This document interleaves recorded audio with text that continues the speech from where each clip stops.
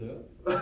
난 이렇게 토요일 요정이잖아. 토요일에 나와. 아니, 어제 나와가지고 어제 여기 앉아 있었는데? 예. 그렇죠. 아 너가 지금 거기 앉아 있으니까 리스폰이 안 되잖아. 지금 촬영하고 있으니까 여기서 리스폰 딱 해야 되는데. 좋아요.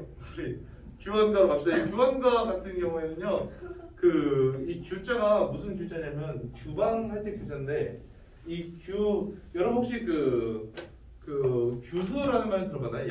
양반집 규수. 여자가 사는. 그렇지 여자 처녀. 문과입니다 여러분. 처녀 여자 이런 거. 자 그런데 여기서 규라고 하면은 그러니까 처녀라는 소리입니다. 처녀의 방에서 원. 처녀라고 할 때 그냥 진짜 무슨 처녀 이렇게 생각하지 말고 여자가 원망하는 노래. 여자가 원망하면은 보통 우리나라에서요 여자가 원망하는 노래는 몇 가지가 있는데 일단 헤어진 남친을 원망하는 노래 그거 있죠? 남친 원망하는 노래는 너무 가시리 같은 거나 아리랑. 성현이 뭐라고요? 아리랑 좋습니다. 민요에서도 신기하네요. 자 아리랑 자 때문에 찾는다. 그렇죠. 그런 것들 근데 그게 진짜 여자가 남자 하는 거라면 이거는 넷카마. 그런데 여자로 할 수 있지. 넷카마 같은 경우도 뭐라고 하냐 숙민곡, 삼인곡 같은 데서 화자를 이제 여자로 변장시켜서 그렇죠. 사실 넷카마 한번 해봤어요, 쌤도. 메이플 스토리에서 돈이 너무 없어가지고 내가 하얀 포션이 필요해서 빨간 포션은 아무리 먹어도 먹은 것 같지가 않아요. 빨간 포션은 아세요? 메이플 하시는 분들은 빨간 포션이 HP 조금 채워주는 건데 이러고 누르고 있어야 된단 말이야. 그러면 물량 먹을 때 소리가 개빡죠? 뽁뽁뽁뽁 소리가 난단 말이야. 그러니까 하얀 포션을 사야 돼. 장어구이 그런 거 있다고요, 여러분. 아세요? 맑은 물, NP 800 회복한다. 그래서 그런 해야 되는 돈이 없다고 그래가지고 쌤이 꾸몄어요. 여자 캐릭터로. 레벨 30 정도 힐러 꼭 힐러 캐릭터가 돼. 해가지고 헤네시스에다가 해가지고 머리 위에다가 남친 구함 15여 왜 이렇게 그러면 보통 13 이러면 이제 안 돼. 욕 먹어. 그래서 15라고 하면은 누가 오냐? 재미인데 자기를 18살이라고 그렇지. 재미가 초등학교 4학년이 이제 18살이라고 자기를 소개하는 초등학교 4학년이 그래서 쌤이 한번 해본 적 있어. 물어본 적 있어요. 18살이야? 저 맛이 뭔지 알아? 너 혹시 뭐 미분한 줄 알아? 몰라. 그러면 피타고라스도 몰라 얘가. 사인 그래프도 모른다고. 그런 애가 와가지고 나 보호해줄게 막 이럽니다. 그래. 보호 잘 모르겠고 물약을 사야 돼. 돈좀 줘봐 이러면 돈을 줍니다. 이제 그러고 나서 돈을 받고 나면 이제 한 달 정도 계속 만남을 계속하면서 친해져요. 그러고 나면 이제 캐시템을 사줍니다. 그러고 나면 친구 삭제를 하는 거죠. 친구 삭제를 하고 이제 귓속말 차단을 해놔요. 그러면 이제 처음에는 옛날 초창기 메이플 스토리에서는 어디 있는지 찾기가 가능했어요. 찾기 누구 해가지고 애가 쫓아오거든요. 쫓아오면은 이제 그때는 난 새로운 남자친구를 만들어서 데려가죠. 이제 그 친구 해가지고 자기야 제가 나 괴롭혀 이상하네요. 그렇게 걔가 막 말합니다. 너 나랑 사귀었었잖아. 이러면 나 저런 적 없어. 사이코패스라고. 이러면 새로운 남친이 잘 처리를 해줍니다. 고렙 남친이. 그러니까 이런 넷카마를 하는 건 이제 자기를 약하게 보이게 함으로써 알겠죠? 상대방과의 수직적 관계를 일부러 만들어내는 거예요. 우리 문학에서도 넷카마를 하는 이유가 자기를 약하게 만들므로써 왕을 높여주면서 왕 덩커를 닳게 하려고. 여기서 규하는 거는 네카마가 아니에요. 진짜 규예요. 진짜 규. 진짜 규. 자 그래가지고 얘가 원망하는 건 남편입니다. 유부녀거든요. 그래서 남편을 원망하는데 근데 이 얘기들을 들어보면 남편이 진짜 개쓰레기예요, 여러분. 그래서 남편이 어떻게 쓰레기냐면 기생집에도 가고요. 기생집 뭐 하는 곳이죠? 예쁘지. 자 그래서 저 기생집 알죠? 뭐 하는 곳이라고요? 유흥업소. 유흥업소. 유흥업소는 뭐 하는 곳입니까? 술 마시는데. 술 마시는 곳. 좋아요. 술 마시고 막 댄스도 하고. 좋아요. 트로트도 부르고 그런 거 하는 곳이죠. 갑자기 건전해졌어. 디스코 막 그런 거. 자, 여러분도 유흥업소 가잖아. 너희들 코인을 단한 번도 안 가본 친구가 있어? 유흥업소는 그 대한민국 사람들 모두 한 번씩은 가본다 이거예요. 근데 얘는 너무 많이 가. 그 유흥업소가 약간 좀 퇴폐업소 같습니다. 이 친구는. 그래서 그 좀 불쌍해요. 근데 불쌍하면서도 그 불쌍함을 좀 없애주는 장치가 있는데 그게 뭐냐면 이 친구가 스스로를 되게 예쁘다고 생각해요. 내 예쁜 얼굴 계속 이러거든요. 그래서 듣고 보고 있으면 되게 빡칩니다. 그래? 너 그렇게 예뻤어? 하고 내가 쌤이 초상을 한번 찾아봤는데 주먹을 부르더라고요. 그래서 아니 무슨 그 초상을 찾아서 허난 설화 초상화 딱 해보면 주먹을 불러요, 여러분. 그런데 이 허난설원의 남편이 이게 주안가가 뭐라고요? 남편을 원망한 노래라고요. 근데 허난설원 왜 원망하냐고? 허난설원의 남편이 이거 작가가 허난설원입니다. 남편이 이 난설헌이를 버리고 그다음 계속 뭐 태평수 이런 데 간다고요. 근데 그 이유가 좀 듣고 보면 이해도 됩니다. 왜 그러냐면 옛날에는 가부장 사회였기 때문에 남자가 여자보다 좀 높은 위치에 있는 것이 당연했다. 그렇죠? 그런데 이때 이 여자는 이 난설언니는 너무 많이 배웠어요. 그래서 남자는 거의 뭐 고졸이야. 오케이? 고졸 감수성 풍부한 친구란 말이야. 이 친구 약간 예를 들어서 이거 읽어봐라. 그러면 이거 아플레 뭐 이런 식으로 이거 어플리케이션이야 뭐 이렇게 읽는 친구 애플이라고 썼습니다. 이거 T 아니에요. 그래서 아플레라고 읽는 친구야. 근데 이 친구한테 이게 여자친구 난설언이는 약간 무슨 느낌이냐면 캘리포니아 주립대학 뭐 석사, 박사, 하버드 무슨 뭐 연구소 3년 뭐 이거 하고 나서 와서 결혼한 거야. 그러고 나서 전업주부. 딱 돌아와서 전업주부 하니까 그 남편이 이 여자한테 뭐라 하고 싶어. 그건 말이야 했는데 여자 이렇게 딱 하는데 빛이 나 뒤에서. 이미 모든 것을 깨달은 여자야. 그러니까 뭐라고 할 수 없잖아. 그래서 남자가 그 맨스플레인을 못하는 거야. 그러니까 무슨 뜻이냐면 막 이것저것 설명하면서 유식한 척을 해야 되는데 그걸 못하는 거야. 그래서 빡치죠. 그래서 이 남자는 점점 더 멍청한 여자를 찾게 되는 거야. 그래서 심리학적 분석이죠. 그래서 어디로 가느냐? 퇴폐업소로 가는 거야. 왜냐하면 글로 가면은 그 당시에 그 지능 수준의 평균이 좀 낮은 여성들을 만날 수 있었으니까 지능 수준이라고 하면 좀 그렇고 교육 수준 미안합니다. 교육 수준의 평균이 좀 낮은 여성들 퇴폐업소에서 만날 수 있었으니까 기생집에서 기생이 오히려 글도 쓸 줄 알고 몇 안 돼요. 몇 안 됩니다. 그래가지고 기생이라고 하는데 역사에 남은 기생은 2명밖에 없어요. 글 쓰는 기생은. 그래서 굉장히 적다. 그렇죠. 우리나라에서도 역사에 남은 여성 대통령은 굉장히 적은 편이잖아요. 그렇죠? 여성 대통령 우리나라 역사에 남은 굉장히 적잖아요. 그것처럼 이제 여성 기생도 글 쓸 줄 아는 여성 기생 매우 적었다. 오케이? 그렇기 때문에 거기 가서 계속 자기보다 더 멍청한 여자들을 찾는 거지. 그래서 와이프는 영문도 모른 채 남자한테 버림을 받은 거예요. 내가 왜 버림을 받은 거지? 너무 똑똑해서. 그렇다고 멍청해질 수는 없잖아 지금. 그렇죠? 그래서 그런 얘기입니다.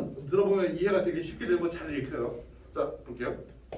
여기서 엊그제 젊었더니 하마 어이 다 늙었니. 자 여기서 하마는 어쩌다가 이런 뜻이에요. 어쩌다가 다 하마 어이 그냥 같이 묶어서 어쩌다가 하면 됩니다. 내가 다 늙었니. 여기서 보면은 내가 젊었다가 그다음에 내가 다 늙었다라고 하고 있죠. 내가 젊었어요. 화자가 젊었었는데 화자가 늙게 되었습니다. 자 그래서 소년 행락을 생각하니까 일러도 말을 해도 속절없다, 소용없다. 자 소년 행락이 무슨 뜻이냐면 소년 어렸을 때의 행락 어렸을 때 다녔던 거 락 즐거웠다. 다시 말하면 어렸을 때의 즐거운 시절 어린 즐거운 시절을 생각하니까 일러도 속절이 없다. 말해도 속절없다. 여기서 나오는 거 벌써 인생무상이 2번째 줄에 나와요. 인생무상. 그렇죠. 그러니까 지금 얘의 상황은 뭐야? 현재 이 화자의 상황은 늙었다예요. 오케이? 과거에는 즐거웠고 현재는 즐겁지 않겠죠. 세 번째 줄은 늙고 나서 서러운 말씀을 하자 하니 목이 맨다. 자 설운이라고 하면은 얘의 마음을 화자의 정서를 정서를 직설적으로 표현하고 있죠. 정서를 직설적으로 표현하고 있다. 어떻게 설운이라고 서럽다고 하니까 마음이 메어요. 자 그 다음에 한 절 좀 나와요. 구생모육이 신고하여 내 몸을 길러내는데 공후 배필은 못 받아도 군자 호구를 원했어요. 한자 맞죠? 이 부생무육이 뭐냐면 아버지가 낳고 어머니가 기른다. 좀 반대 아닌가요, 근데? 부생무육 그 생자가 그 낳을 생자예요. 그래서 뭐 아빠가 낳고 어머니가 기른다. 그러니까 어제 뭐 부모님이 낳고 길러줄 때, 응? 부모님이 나를 낳고 길러줄 때 신고 신자가 매울 신자입니다. 신라면의 신자예요 이게. 네, 고자는 이게 그 쓸 고자거든요. 그래서 신고하다라고 하면은 그 힘들다. 그래서 부모님이 나를 낳고 길러주는 게 힘들었어요. 그렇게 힘들게 내 몸을 길러 주었는데, 여기서 길러 주었는데, 다시 말하면 내가 부모님 덕택에 뭐 성인이 되었는데, 뭐 이 정도로 해석합시다. 공후 배필은 못 받아도 군자 호구를 원해서. 공후 배필은 뭐냐면 공후의 배필이다. 공후는 뭐냐면 그 중국에 짱이 천자가 있고 그걸 잇는 게 제후국이에요. 그런 걸 공후라고 하는데, 공후 배필은 그러니까 그 왕의 배필, 그러니까 왕의 배우자가 되는 것은 내가 바라지 않았어도 군자 호구를 원했는데, 그럼 공후 배필이라고 하면은 좀 이상적인 소망의 대상이라고 해봅시다. 내가 그러니까 중전이 되는 것까지, 중전 무슨 뜻인지 알죠? 중전이 되는 것까지는 안 바랬어도 군자 호구를 원했는데, 이 군자 호구가 무슨 뜻이냐면 그냥 그 깔끔한 사람 뭐 이 정도 뜻이야. 그러니까 점잖은 사람, 오케이?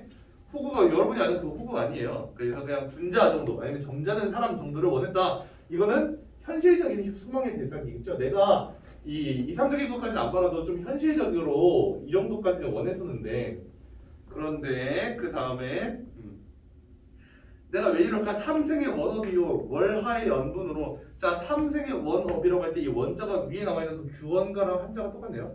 그러니까 원은 그 원망을 쌓은 업보. 삼생 그 불교에서 보면은 그 윤회설이 있잖아요. 내가 그러니까 3번의 인생 동안 계속 그 개짓을 한 거야, 나쁜 짓을 한 거야. 그러니까 첫 번째 삶은 그 이승만, 다음에 태어나서 재밌네. 이승만으로 태어났다가 그 다음은 박정희로 태어났다가 그 다음에 전두환으로 저 아직 살아있구나. 나도 모르게 그렇게 한 거야. 오케이? 그렇게 하니까 내가 삼생의 원업을 지었다. 오케이? 얘가 지금 남편 싫어하잖아요. 그러니까 내가 지금 내 운명이 왜 이럴까라고 생각해보는 거야. 내 운명이 왜 이럴까를 생각해보니까 내가 삼생 동안 원업을 짓지 않고서야 이 정도 리저트가 안 나오는 거예요. 내가 왜 이렇게 생각해보니까 내가 3번의 삶 동안 이런 짓을 했구나.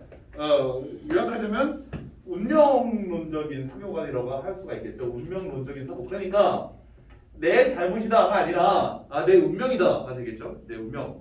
그 운명론적인 사고는 그 어디서도 또 나타난다고 할 수 있냐면, 우리 저번에 배웠던 거 아니군요. 미안합니다.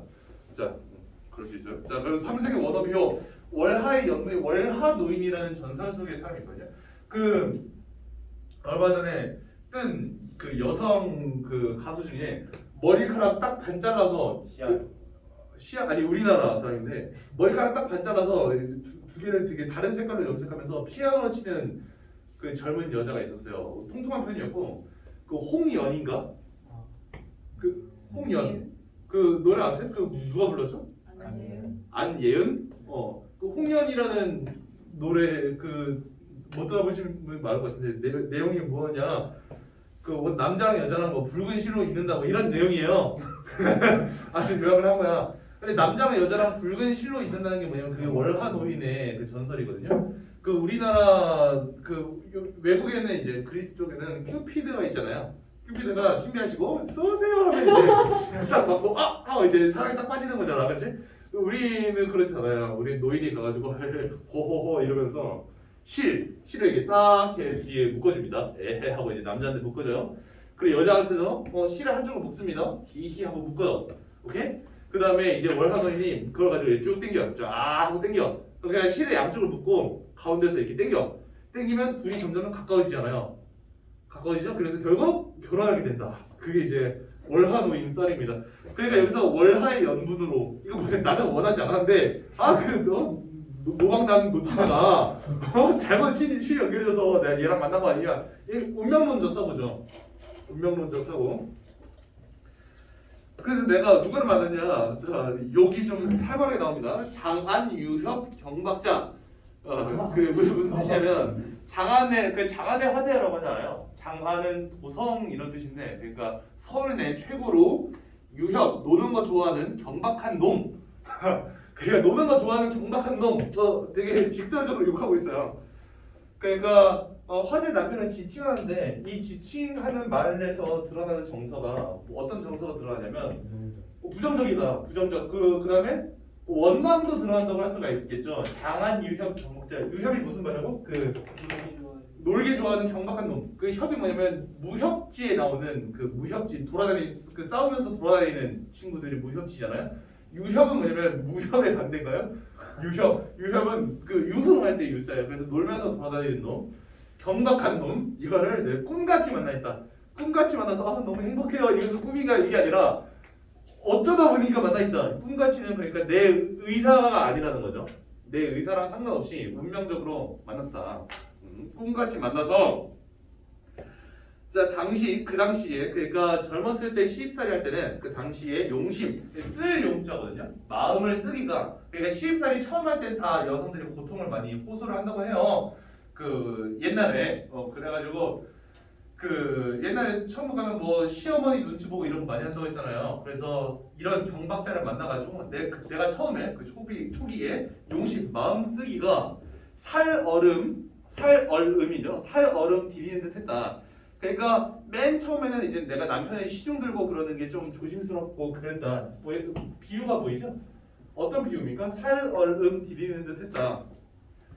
근데 여기서 용심이라고 하면은 이거는 시어머니 대응했다라고 하기보다는 그냥 남편한테 잘 대해줬다라고 생각하세요. 그러니까 내가 남편한테 얼마나 잘해줬냐면 살얼음 디디는 것처럼 조심스럽게 남편을 잘 대해줬는데 이렇게 해석하면 됩니다. 그러니까 남편한테 헌신을 했는데 이 정도로 해석하시면 돼요. 자 그런데 사모 이팔이 겨우 지나서 천년 여실이 절로 이니까 사모가 무슨 뜻일까? 몇 살일까요? 사모 15요. 잘했어요. 15살, 16살이 겨우 지나서 천년여실 뭐냐면 하늘에서 맺어준 아름다움. 그러니까 내가 아름답다는 소리예요. 내가 이렇게 예쁜데 천년여실이 아름다운 얼굴이라는 뜻이거든요. 아름다운 얼굴이 절로 이니까 이 얼굴 이 태도로 백년기억을 맺었다. 그때 당시에 영원한 사랑의 약속을 남편과 맺었다. 알겠죠? 백년기억을 했더니 근데 연광이 훌 여기서 훌 아줌마 있잖아요. 호로로로 아줌마 이거 하는 건데 이 연광이라고 하면은 그 세월의 흐름입니다. 그러니까 이게 그 세월의 흐름 알겠죠? 세월의 흐름이 훌훌 지나가고 근데 여기서는 그러니까 무엇이 보이고 있냐면 세월이 지나감을 한탄하고 있는 그런 모습이 보이죠. 그 세월이 지나감이 훌훌훌 하고 그다음에 조물이 다시하여 다시라고 하면은 시기가 많다. 조물주가 나를 시기를 많이 해서 왜냐? 내가 너무 예쁘기 때문에 조물주가 날 시기해요. 이런 겁니다. 재수가 없죠. 그래서 봄바람 가을물이 배울이 북 지나다 뜨다. 이 배울이 북 지나다 이것도 비유가 보이는데 봄바람 가을물이라고 하면 이것도 뭐겠어요? 그 타임 플라이즈. 알겠죠? 시간이 흐른다. 이것이 어떻게 흐른다? 그 배울이 북 지나다 흐른다. 배울이가 뭐냐면 배틀. 그 여성들이 그때 당시에 그 배틀 물레 짜는 거 있대요. 물레 궁금하신 분은 그 물레로 배 짜는 거 있어. 그 천을 만드는 건데 간디 물레 이런 거 쳐보면 나와요. 그럼 하면은 이렇게 막 왼쪽으로 한번 오른쪽으로 한번 이러면서 그 천이 만들어지는 거야. 그럼 그 사이에 들어가는 이게 뭐 북이래. 그래서 되게 빠르대. 궁창창 하는데 이거 지나듯 빠르대요. 그래서 그 이렇게 시간이 빠르게 흘러가니까 내가 어떻게 됐냐? 설빈 화환이 어디에 가고 면목 과정이 되었다. 되게 웃긴 표현인데요.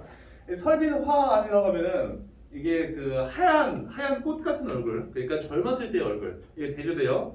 뭐랑 대조되냐면 면목 과정이랑 대조가 됩니다. 설빈 화환이랑 면목 과정이랑 대조가 돼요. 설빈 화환은 언제 때? 어렸을 때. 면목 과정은 늙었을 때. 그러니까 이 면목 과정을 보면서 한탄을 하게 되죠. 내가 옛날에 참 예뻤는데 지금 이렇게 되구나. 맞구나. 그런데 여기서 설비환이 그 하얀 눈과 같이 꽃 핀 것처럼 아름다운 얼굴. 그러니까 쌤이 얼마 전에 유튜브에서 어떤 댓글을 봤냐면 왜 현대 여성들은 그 좀 하얗게 얼굴을 꾸몄어야 되냐? 이거는 유럽에서 건너온 가치관이다 이런 소리를 하는데 유럽이래. 그 서구에서 건너온 가치관이다. 얼굴은 하얄 필요가 없다. 인정합니다. 인정해. 자기 얼굴에 맞는 그 5호, 6호 그 비비전 쓰는 게 참 적절하다고 생각하거든요. 근데 거기서 쌤이 동의할 수 없었던 게 뭐냐면 현대에 들어와서 얼굴 하얗게 하는 걸 강조한다라고 하는데 그럼 규환가는 뭐야? 네. 설민환 하얀 얼굴. 근데 옛날에는요 하얀 얼굴이 미의 기준이었어요. 그래서 신라 시대에는 그게 너무 극에 달해서 신라 시대에는 얼굴에 분칠을 하고 다녔어요. 하얗게. 그러니까 약간 일본의 갸루상처럼 보면 끔찍해서 나가지고 밤에 보면 여기 막 둥둥 떠다닐 거 아니에요 이렇게 하얘니까요, 그렇죠? 그러니까 옛날에도 이제 설민환을 그 얘가 이쁜 모습, 얘가 너무 이뻐요. 얼마나 어둡고 밝고에 따라서 오고 육고 그런 겁니다. 설민환이 어디 가고 내가 지금 면목 가증이 있다. 면목 가증이 무슨 뜻이냐? 목이 눈목자거든요. 그래서 얼굴을 볼수록 더해진다. 지금 증오가. 그러니까 우리 볼매라고 하잖아요. 볼면 볼수록 매력 있다. 면목 가증은 볼증이에요. 보면 볼수록 증오. 그러니까 얼굴을 보기만 해도 빡치는 얼굴. 그런 얼굴이 몇 없어요, 여러분.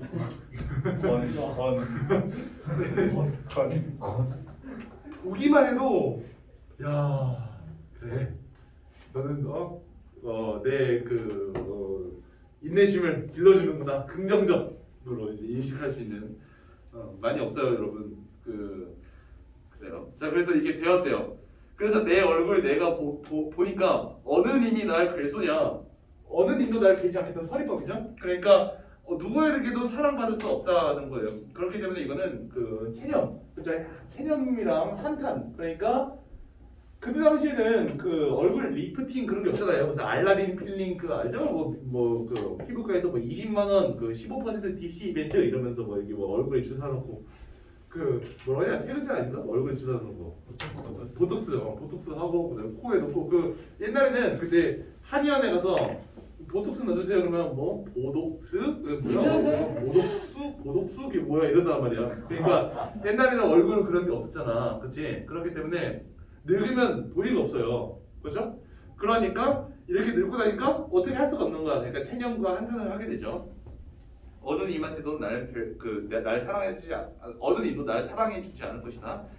스스로 정말 괴로우니 그냥 참괴는 그냥 정말 괴롭다는 거 해석하세요. 그냥 원래 다른 뜻인데 스스로 그냥 괴로우니 누구를 원망하리. 그러니까 아무도 원망하지 않겠다. 그러니까 자기 자신만을 원망하는 거예요. 내가 나이가 들어서 이렇게 된 것이다. 이렇게 해석을 하시면 됩니다. 처음에는요 이런 걸 자기 원망을 하잖아요. 이런 자기 원망을 뭐라고 하냐면 자조적인 태도가 돼요. 자조적 태도. 그러니까 자조적 태도가 무슨 뜻이냐면 셀프 디스를 자조라고 하거든요. 이 시가 특별한 점은 처음엔 자조로 시작하고 있다가 얘가 점점 각성하더니만 님을 까기 시작해요. 처음에는 그 다른 시들처럼 내 잘못이야 이러다가 맨 마지막쯤 가면은 너 똑바로 안 해? 이렇게 됩니다. 그렇기 때문에 처음에 자조하는 모습 보이죠. 335 야유원에 세 사람이 났단 말인가? 여기서부터 이제 그 새로운 그 시작돼요. 새로운 내용이 시작됩니다. 335 야유원에 세 사람이 나단 말인가? 이게 무슨 말이냐면 335 간다. 야유원이 무슨 뜻이냐면 그 기생집에 세 사람이 왔단 말이냐? 그러니까 새로운 여자 그 계산 택지 지나가고 있으면 그 이상한 사람들 와가지고 그래 노래방? 삼촌 노래방? 이런단 말이야. 개빡쳐요. 그 진짜 무슨 노래방이야. 매일 아침 10시에 수업 있는데 노래방? 너 한 번도 안 당해봤어? 남자애들 몇 번 당해? 너 안 당해봤어? 뭐죠? 그 지나가면서 어떤 여자가 와가지고 노래방 이런 거 안 당해봤어? 맞아. 필리핀에서 존나 많이 당했어. 필리핀에서 알겠습니다. 거기 가면 남자가 조금이라도 사갔지? 그러니까 학생은 아닌 거 같지? 그럼 와가지고 무조건 노래방 해요. 미친 거 같아요. 근데 한 블록 지나갈 때마다 있어.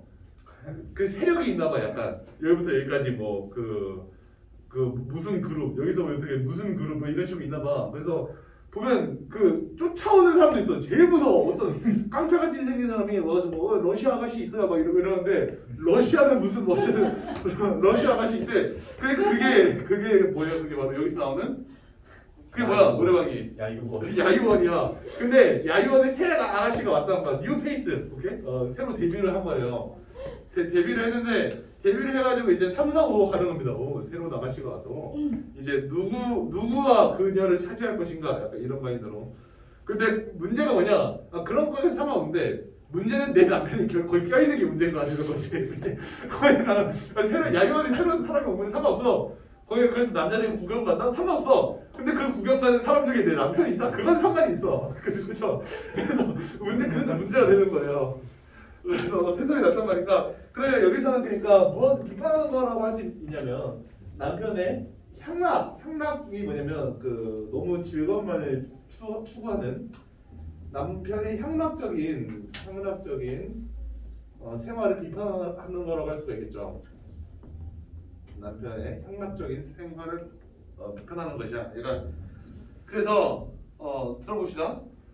꽃 피고 날 저물었을 때 정처 없이 나가서 정처가 말 그대로 정해진 곳 없이 막 나가서 그 돌아다닌다 이거예요. 정처 없이 나가서 누가? 내가 돌아다니지 않잖아. 돌아다니는 돌아다니는 주체는 남편입니다. 백마근편으로 어디 머무는 거라고 하는데 이 백마근편이 뭐냐면 아름다운 옷차림이라는 뜻입니다. 그래서 백마근편 우리말로 하면은 지금 현대어로 해석하면 어떤 식으로 해석하는 게 좋냐면 집에 있을 때는 후줄근하게만 입고 있는 친구가 이런 야유원 갈 때는 어떻게 그 정장에 가짜 롤렉스 시계 20만 원짜리 롤렉스 가짜 롤렉스 시계 그다음에 여기 위에 그 티셔츠는 가짜 폼 브라운 티셔츠 딱 해가지고 되게 멋있게 가는 거야. 왜? 잘 보이려고. 누구한테? 뉴페이스한테 잘 보이려고. 그러니까 멋진 옷 입고 거기 가서 막 히히 하고 있는 거 되게 꼴불견인 거죠. 여자 입장에서 보면은. 백마근편으로 어디 머무냐? 원근을 모르거니 소식이야 더욱 알랴. 그러니까 원근이라고 하면 멀리 가까이라는 뜻이잖아요. 그러니까 멀리 있는지 가까이 있는지도 모르는데 남편이 어디인지 전혀 모르겠다는 겁니다. 그러면 세 사람이 나단 말인가? 선생님 그럼 남편이 야유원에 있다는 거 아는 거 아니에요? 이것도 추측이죠. 거기 갔냐? 이런 뜻입니다. 너 남편이 어디 있지? 야유원에 간 건가? 응? 백마근편으로 도대체 어디 있는 거냐? 가까이 있는지 멀리 있는지 모르겠다. 나 소식이야 더욱 알랴. 서리법이죠. 소식도 몰라. 카톡도 안 봐요. 그래서 인연을 그쳤은들 생각이 없었으냐? 그러니까 인연이 완전 끊어졌어요. 그런데 생각이 없었으냐? 서리법이잖아. 남편 생각이 계속 난다. 여기서 말하는 건 남편에 대한 그리움이죠. 그립다는 거예요. 너무나도 그립다. 자, 그래서 얼굴을 못 보거든. 그러니까 몸이 멀어졌으니 그립지나 말려는 말았으면 좋겠는데 12대가 길기도 길고요. 그 다음에 30날이 지루하다 라고 해석하시면 돼요. 30날이라고 한 달이잖아요. 한 달. 12대라고 하면은 하루와 한 달이 너무 길다. 지루하다. 그 다음에 옥창에 심은 매화. 옥창이라고 하면 창문입니다. 창문에 심은 매화가 몇 번이나 피고 졌구나. 그러니까 여기서 그냥 시간의 흐름. 많은 시간이 흘렀다. 남편이 그 집을 나간 지 많은 시간이 흘러가지고 그 매화가 몇 번이나 피고 지고 했다.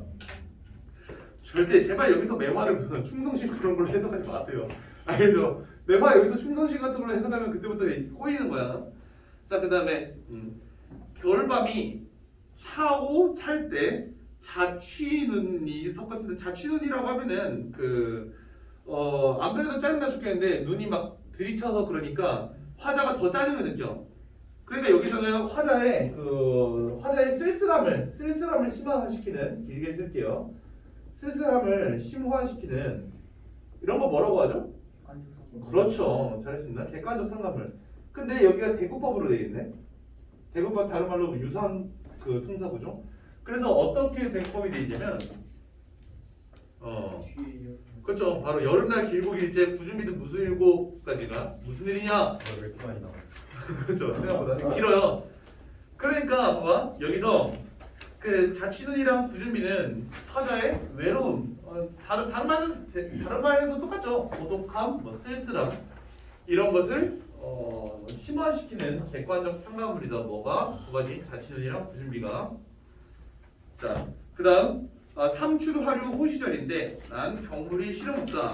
자, 시름 없다라고 하면은 여기서 시름 없다는 좀 소용없다 뭐 아니 소용없다 아니면 나한테 상관없다 그러니까 아름다워 보이지 않는다 이렇게 그 초월 번역할 수 있는데요. 여기서 보세요. 삼춘화류의 호시절입니다. 삼춘화류가 무슨 뜻이면 그냥 봄 춘자 보이죠? 화류라고 하면은 그 화류가 꽃과 버드나무라는 뜻인데 삼춘화류 그러니까 아름다운 경치를 지니고 있는 봄 호시절 좋은 시절인데 경물 자연물들이 나한테는 소용없다. 그러니까 내 눈에는 자연물이 예뻐 보이지 않아요. 오케이?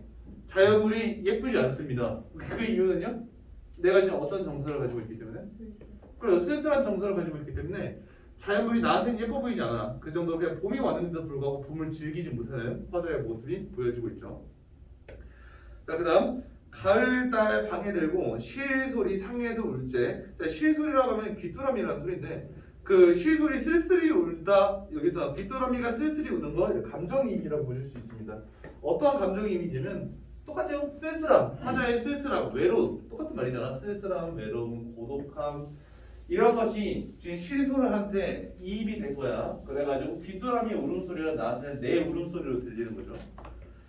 감정이입, 실소리 감정이입입니다. 그 다음에 긴 한숨, 지는 그 눈물이 눈물? 속절없이 햇만 많다. 소용없이 그 생각만 많다. 그러니까 여기서는 탄식의 정서가 드러나겠죠. 아마도 모진 목숨이 죽기도 어렵구나. 그래서 도로혀 다시 도로혀는 도로켜 돌이켜 다시라는 뜻입니다. 네 말씀하세요. 실소리 귀뚜라미 아니면 울음소리. 귀뚜라미죠. 귀뚜라미가 상에 울제라고 했으니까 귀뚜라미가 울고 있을 때 이게 감정이입입니다. 자, 그 뒤에 세 줄 내려서 그 다시 풀어내서 생각하니 이 혜미가 헤아리다의 어근이 돼요. 해다가 헤아리다 뒤에 나가서 헤아리다가 되거든요. 그래서 햄이라고 하면 헤아림 그러니까 생각이 되는 것이고 그다음에 햄이라고 하면은 헤아림이 생각하니 정도가 되는 겁니다. 여기서 다시 풀어내서 생각하니까 이리하여 어이하리가 무슨 뜻이냐면 이렇게 그냥 그 쓸쓸해하고 있어서 무엇하리 다시 말하면 지금부터는 내가 이 쓸쓸함을 좀 이겨내려는 노력을 해보겠다. 그러니까 이런 거예요. 너무 슬퍼서 이러고 그냥 그 침대에 누워서 울고만 있다가 내가 이러고 있으면 뭐 되겠냐? 내가 좀 뭐 해보자, 뭐라도 해보자, 게임이라도 해보자 이렇게 되는 거예요. 알겠죠? 이게 무슨 말인지 알겠죠? 이리하여 어이하리가 게임이라도 해보자, 좀 극복해보자. 청등을 돌려놓고 그 청등 돌려놓고 그래요. 녹기금을 빚겨하는데 녹기금이 무슨 말이냐면 이 녹기금이라고 하면은 검은고예요. 검은고. 그 녹기금을 그 네이버에 치면 특이한 말이 많이 나옵니다. 잠깐 자를게요. 녹기금을 빚겨 앉아서 병려나 한 곡조를 그러니까 병려라고 하면 노래입니다. 노래 한 곡조를 시름을 좇아서 시름을 섞어 타니 시름에 따라서 섞어 타니까 소상야우의 대소리가 서투는 듯하나 소상야우라고 하면 이건 중국 소상각인데 이건 뭐 그거예요. 그러니까 고사인용이거든요. 그러니까 처량한 모습이다. 화표천년에 별학이 우는 것처럼 처량한 모습이다. 자 그러면 얘는 지금 녹기금을 왜 타냐면 외로움을 극복하려고 타는데 녹기금을 타면 탈수록 외로움이 심화됩니다. 그래서 여기서 녹기금이라고 하는 소재는 외로움을 심화시키는 소재라고 할 수가 있습니다. 이 녹기금이라고 하는 것 그다음에 심화시키는 원리를 잘 생각해보면 어떤 원리로 심화시킨다고요? 이 녹기금을 타면 탈수록 얘가 그 느끼는 감정들을 잘 보세요. 녹기금을 타면서 얘가 어떤 감정들을 느끼죠? 시름. 뭐라고요? 시름. 그렇죠. 싫음, 외로움 같은 걸 느끼기 때문에 이 친구가 이제 이 녹기금 같은 걸 타면서 아유 정말 나 외롭다 이러는 겁니다. 자 그래서 이 녹기금을 탈수록 그 외로움을 이겨내는 게 아니에요. 극복하는 게 아닙니다. 그래서 어떤 문제에서 검은 고를 통해 그 임과 이별했다 맞는 말이거든요. 임과 이별에 있잖아. 이미 부재 상황이잖아. 그런데 검은 고를 통해 슬픔과 외로움을 이겨내고 있다라고 하면은 답이 아니에요. 절대 답이 되지 않습니다. 알겠죠? 자, 그 다음으로 갑시다. 그 한 가지만 더 하자면 녹기금도 그러니까 외로움을 심화시킨다는 점에서 객관적 상관물로 볼 수가 있겠죠. 녹기금도. 그래서 이거 왜 객관적 상관물이에요? 설명을 하자면 이렇게 설명할 수 있어요. 검은 걸 타지만 들어줄 리가 아무도 없다. 그 점에서 외로움을 심화시킨다. 이 정도로 볼 수가 있겠네요. 그 다음에 나오는 무슨 소상야호 허표청년 이거는 그 뭐라고 했습니까? 고사인용이라고 했잖아요. 이 고사인용을 통해서 그냥 쓸쓸하고 외로운 고독한 화자의 모습을 드러낸다. 이러면 끝이겠습니다. 그 다음 옥수에 타는 수단이 옛 소리 있다 맞는 이 수단이라고 하면 기술이라는 뜻으로 해석하시면 되는데요. 옥수라고 하면 자기의 예쁜 손, 내 손은 예뻐 히히, 내 예쁜 손으로 타는 기술이 옛 소리가 있다. 옛 소리라고 하면 그 고사에서 또 검은고를 잘 탄 어떤 여자가 있나 보지. 그 걔만큼 잘 탔는데 내가. 근데 부용장이 적막하니까 누구의 귀에 들리소냐? 누구의 귀에 들리소니?라고 하면 소냐예요. 그러니까 서리법이죠 이것도. 근데 부용장이 무슨 뜻이냐면 이 부용장은 그 여자의 침대 그 근처에 치는 그 천막이라고 하거든요. 그러니까 여러분 모를 수도 있겠지만 약간 공주 침대 그런 느낌으로 막 4살, 5살, 6살 이런 친구들 여자애들 막 공주 침대 해가지고 그 침대 근처에 그 분홍 색깔 레이스 걸어두는 느낌으로 보시면 돼요. 그러니까 부용장. 그러니까 부용장이라고 하면 뭐라고요? 그 여자의 방에 치는 천막 정도로 생각하면 된다. 그런데 부용장이 적막하다. 부용장 보통 부용이라고만 많이 쓰입니다. 다른 시에서. 그런데 부용이 적막하다고 하는 것은 여자의 방이 적막하다. 그러면 왜 적막할까요? 누가 없어서. 이미 없어요. 이 자리에 이미 없어서 부용장이 적막한 겁니다. 이미 없으니까 누구의 귀에 들릴 소냐? 이 부용장이 적막하다고 하는 것도 그러니까 외로운 자신의 처지를 확인하는 거가 되겠죠. 부용장이 적막하다. 그 다음에 간장이 구곡이 되어서 굽이굽이 끊어졌구나. 자 여기서 간장이라고 하면은 내 애간장이 타다 구곡이 되다 9번 그 접혀서 그러니까 간장이 접혀 약간 트위스트 된 것 같은 내 췌장 이런 게 모두 다 이게 막 그 완전 그 된 것 같은 그 다음에 굽이굽이 끊어졌구나.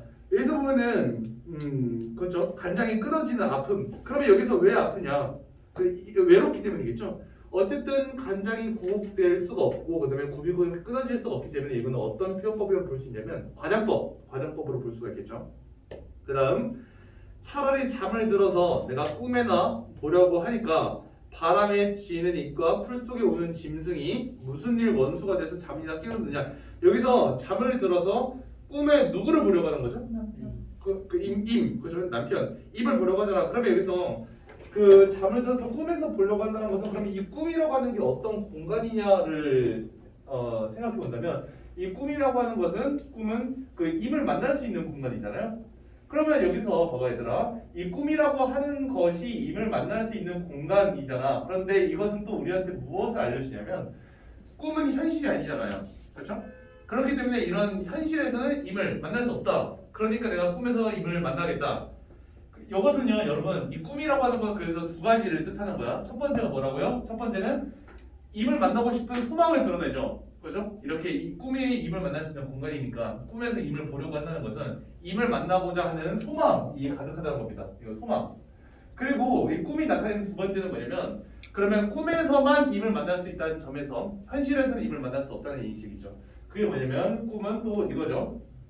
그 꿈이 아니면 만날 수 없다. 없음.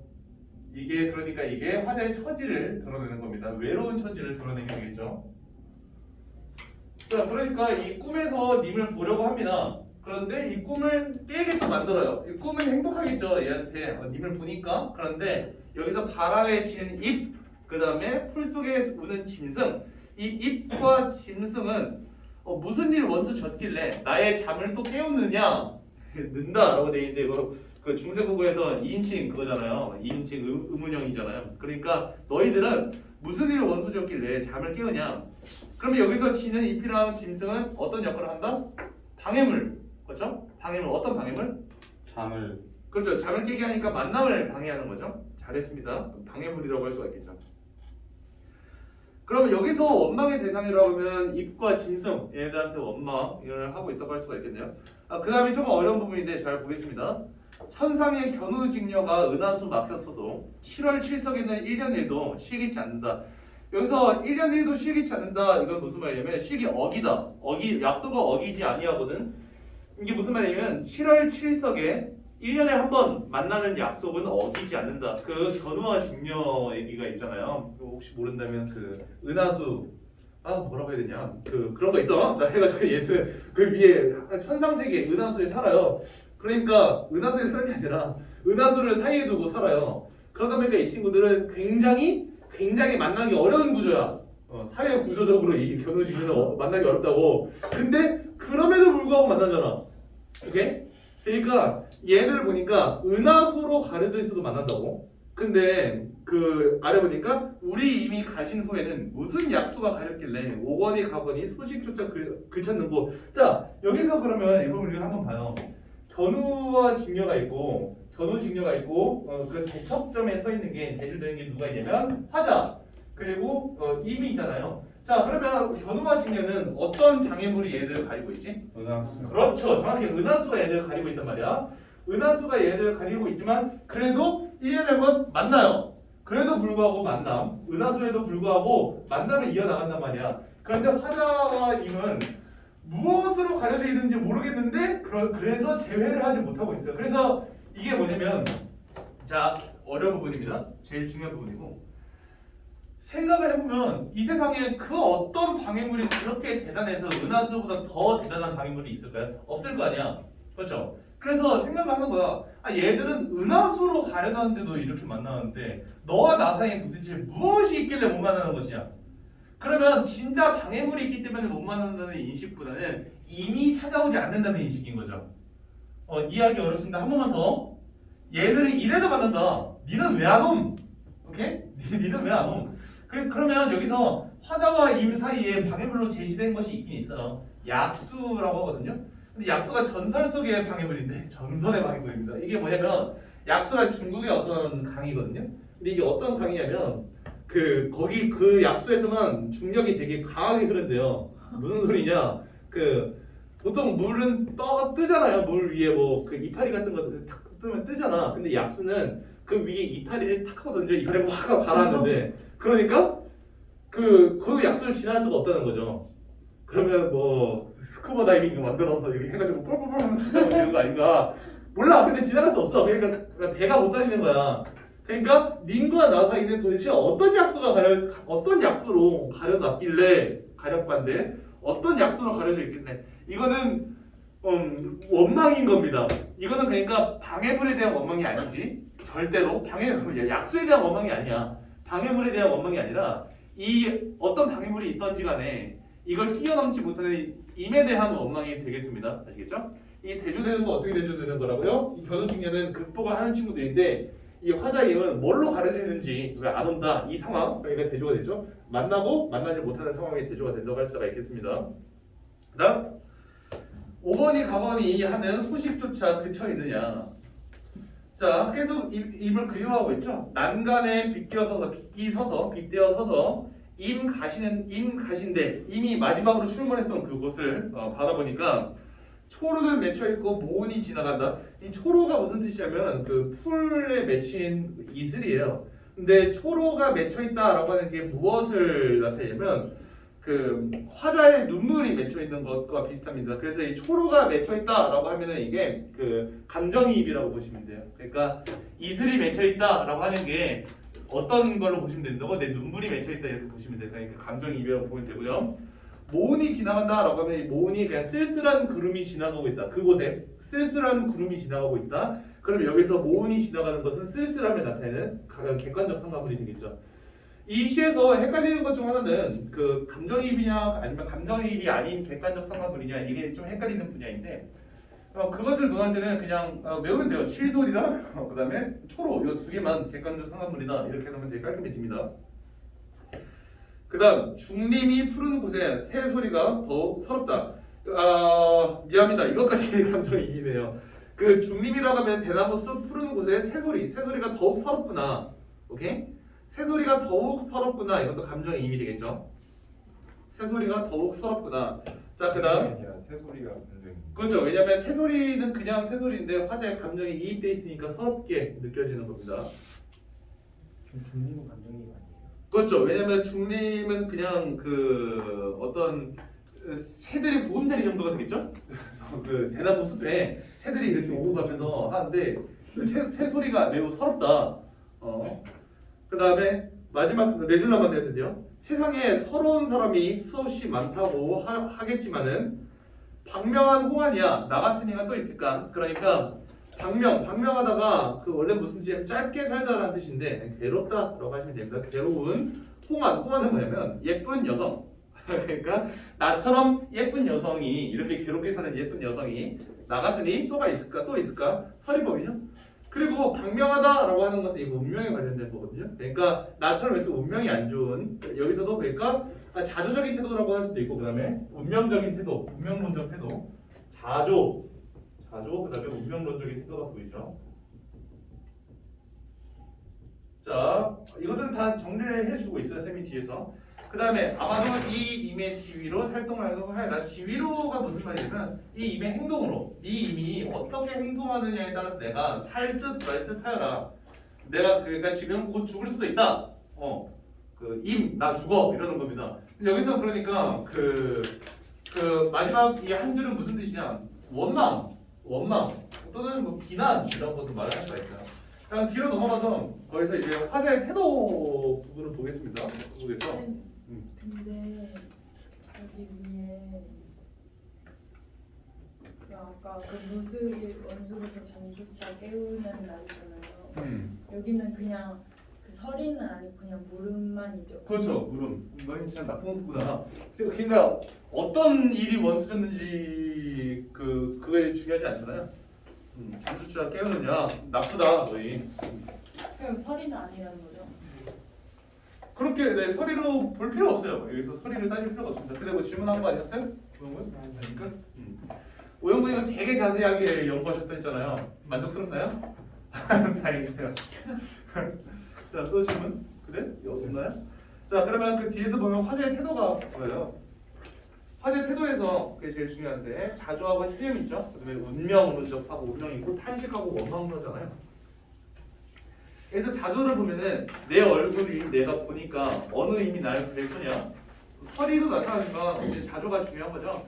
그러니까 내 얼굴 때문에 임한테 사랑을 받지 못하고 있다. 그러니까 자기 비판, 그러니까 이게 자조고요. 스스로 참견이 누구를 원망하리? 누구 원망할 사람 없다. 이것도 서리법이긴 하지만 누구 원망할 사람 없이 나를 원망해야 된다. 그러니까 자조죠.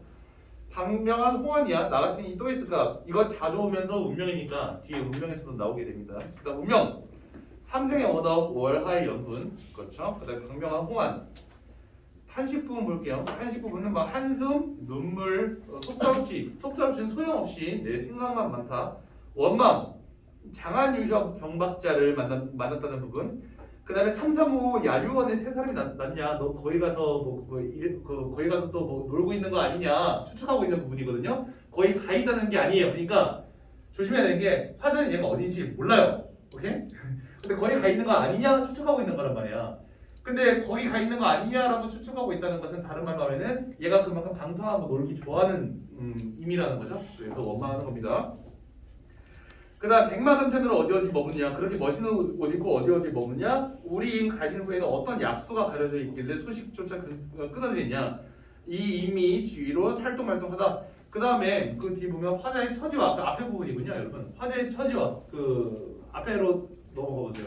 그 화자의 처지와 그 대비되는 대상이 있습니다. 견우직녀가 나오죠. 그거 정리돼 있나요?